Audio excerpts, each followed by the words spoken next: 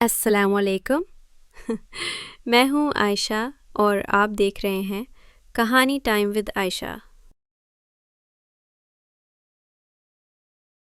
شہر کے ایک پرانے حصے میں ایک گلی تھی جس کے بارے میں لوگ عجیب کہانیاں سناتے تھے۔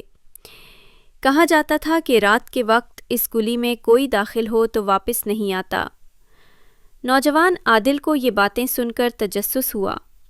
ایک رات وہ ٹارچ اور موبائل کے ساتھ اس گلی میں داخل ہو گیا۔ گلی سنسان تھی، دیواروں پر پرانے چراغ ٹمٹما رہے تھے جیسے صدیوں سے وہاں جل رہے ہوں۔ اچانک عادل نے دیکھا کہ ایک دروازہ آہستہ آہستہ کھل رہا ہے۔ وہ ڈرتے ڈرتے قریب گیا۔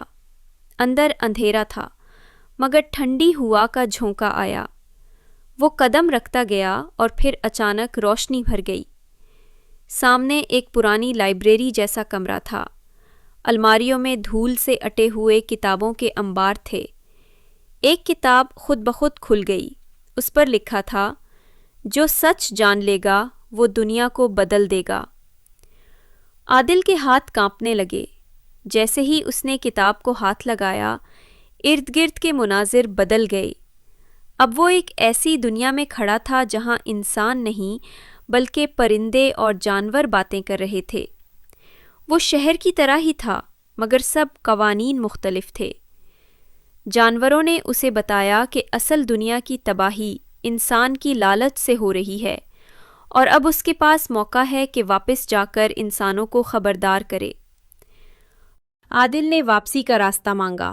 ایک عقاب نے کہا، اگر سچ کہنے کی ہمت ہے تو دروازہ خود بخود کھل جائے گا۔ عادل نے ہاں میں سر ہلایا۔ یکدم وہ واپس گلی میں تھا۔ اس کے ہاتھ میں وہی کتاب تھی۔ اس پر ایک نیا جملہ جگمگا رہا تھا، کہانی تمہاری ہے، انجام بھی تمہارے فیصلوں پر ہے۔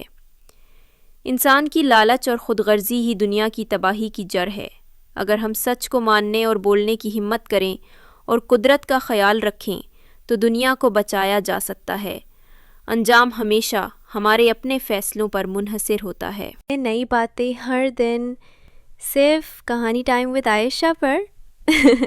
سبسکرائب کرنا نہ بھولیے کیونکہ یہاں ہر کہانی آپ کی کہانی بن سکتی ہے۔